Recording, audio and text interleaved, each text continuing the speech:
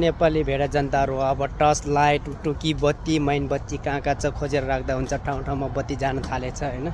ठाउँ ठाउँमा फोहोरको थुप्राहरू थुप्रिन थालेछ, रोकिएछ।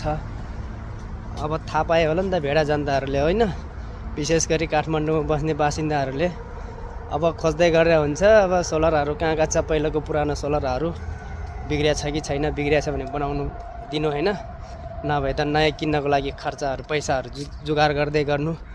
मैनबत्ती कहाँ छ खोज्नु होइन, टुकी लालटिनहरू कहाँ कहाँ छ खोज्नु होला। बत्ती झ्याप जान थालिरहेछ कुनै कुनै ठाउँमा, सङ्केत देखाइसक्यो। अब भनिराख्नु नपर्ला, राम्रोसँग एक्सप्लेन गर्नु जरुरत छैन जहाँसम्म मलाई लाग्छ होइन।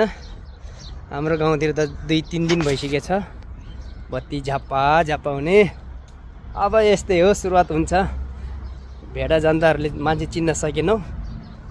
अब भोगडा अब मासलेहरू मजाले अब घन्टी बजाउँदै खाना बनाऊ, घन्टी बजाउँदै बच्चाहरूलाई पढाऊ होइन।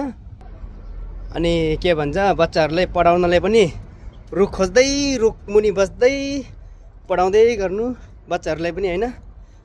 घन्टीमा भोट हाल्नेहरूले घन्टी बजाउँदै पढाउनु बच्चाहरूलाई आँधेरोमा, कहिले घाम ताप्दै पढाउनु होइन बच्चाहरूलाई।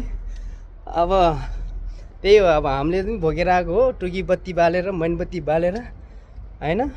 त्यसैमा अलिअलि भए पनि पढेर आएको हो। अब आफ्नो पाला, आफ्नो छोराछोरीको पालो पनि फेरि यस्तै हुने ल। ठिक छ, ओके, राम्रो काम गर्नुभएछ योपालि पनि भेडा जनताहरूले, ठिकै छ।